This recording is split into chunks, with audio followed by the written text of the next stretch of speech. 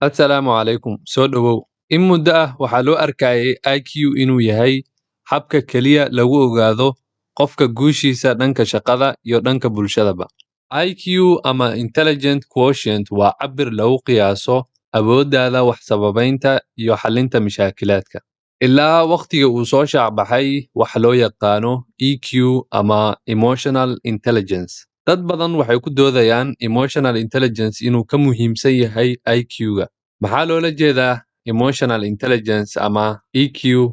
Emotional Intelligence waa garaadka shucuurta, waa awoodda aad ku aqoonsan kartid oona ku fahmi kartid dareenkaaga iyo kan dadka kale.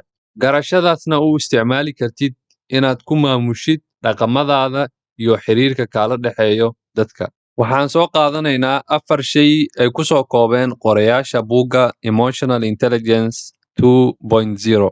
Qorayaasha kale ah Travis Bradbury iyo Jean Grave. Qodobka koowaad waa self-awareness. Waa ka warqabka dareemahaaga ee waqti xaadirka, inaad ogaan karto waxaad dareemaysid iyo inaad fahmi karto dabeecadahaaga iyo falcelinta ku aadan xaaladaha iyo dadka kaleba. Marka inaad si dhaba u fahanto waxyaabaha aad dareemaysid, waa waqti inaad geliso ogaanshaha dareenkaas, meeshuu ka imaaday iyo sababtaad u dareemaysid. Mararka qaar waxaa ka xanaajiyey haddii aad soo ogaato waad la yaabaysaa. Waxaad isdhahaysaa ma intaan keliya aan ku xanaaqay. Waxaan ka xanaaqa maysan ahayn. Soo baaridda dareenka wuxuu kaa caawinayaa inaad kala barato waxyaabaha kaa xanaajiya iyo waxyaabaha kaa farxiya iyo wixii la midka ah. Qodobka labaad waa self-management.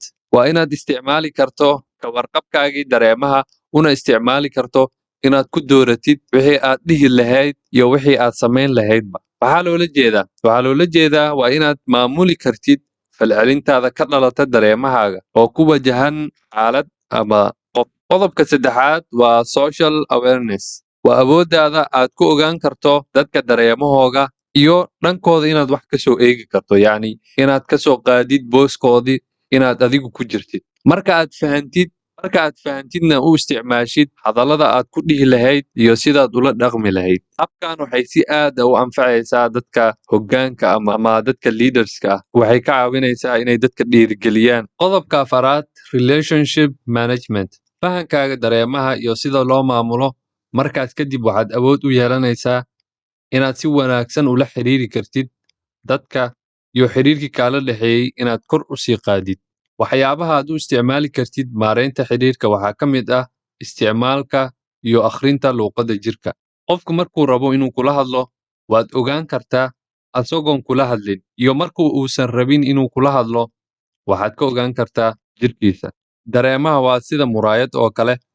Dareenka aad dareemaysid waxay kaloo saameyn kartaa dadka kaa agdhow.